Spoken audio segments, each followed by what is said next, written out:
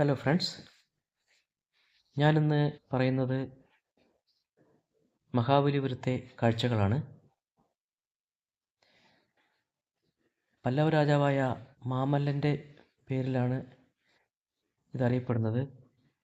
മാമല്ലപുരം എന്നാണ് ഇവിടെയുള്ള കടകളിലും എല്ലാം ബോർഡ് എഴുതി വച്ചിരിക്കുന്നത്. ചെന്നൈയിൽ നിന്ന് ഏകദേശം 57 കിലോമീറ്റർ അകലെയാണ് മഹാബലിപുരം സ്ഥിതി ചെയ്യുന്നത്. തമിഴ്നാട്ടിലെ ചെങ്കൽപ്പെട്ട് ജില്ലയിലെ ഒരു പട്ടണമാണ് മഹാബലിപുരം. യുനെസ്കോയുടെ പൈതൃക പട്ടികയിൽ ഇടം പിടിച്ചിട്ടുള്ള ഒരു സ്ഥലമാണ് മഹാബലിപുരം.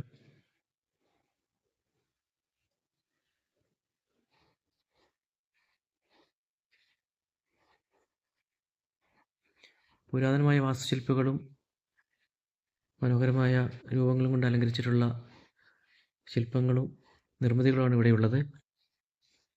ഒറ്റക്കല്ലിൽ കൊത്തിയെടുത്തിട്ടുള്ള കാഴ്ചകളാണ് ഇവിടെ കാണുന്നത്. ഇന്നത്തെ പോലെ സാങ്കേതിക മികവൊന്നും ഇല്ലാതിരുന്ന അന്നത്തെ കാലത്ത് ഇത്രയും മനോഹരമായി പാറ തുരന്ന് ഇതുപോലത്തെ രൂപങ്ങളും എല്ലാം കൊത്തിയെടുക്കണമെങ്കിലുള്ള സാങ്കേതിക വിദ്യ അപാരം തന്നെയായിരിക്കും.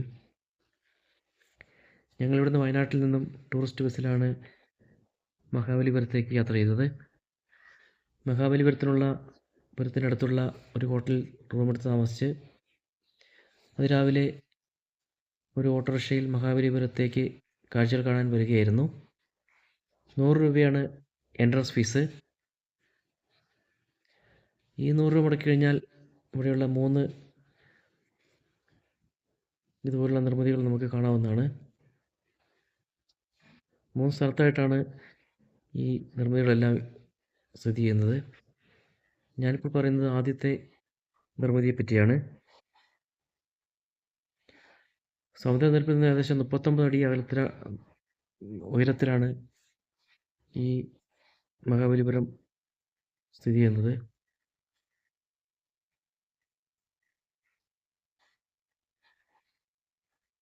ഒരു തുറമുഖ നഗരം കൂടിയായിരുന്നു മഹാബലിപുരം.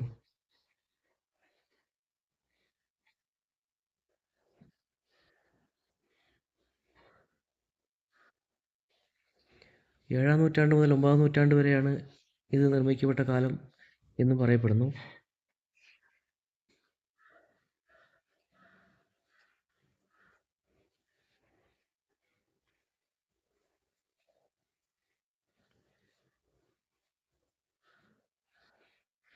ഏതൊരു സഞ്ചാരിക്കും മനം മയക്കുന്ന കാഴ്ചകളാണ് ഇവിടെ കാണാവുന്നത്. ഒരിക്കലെങ്കിലും ഇവിടെ വന്നില്ലെങ്കിൽ ഒരു വലിയ നഷ്ടം തന്നെയാണ്.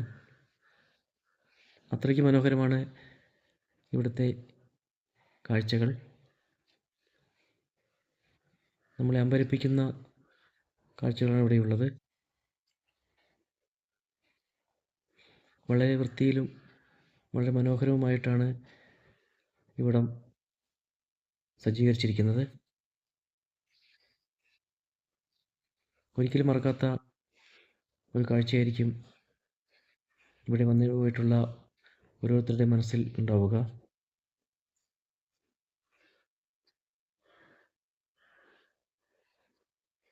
ഒരിക്കൽ കൂടി വന്നു പോകാൻ ആർക്കും ആഗ്രഹിക്കുന്ന ഒരു ടൂറിസ്റ്റ്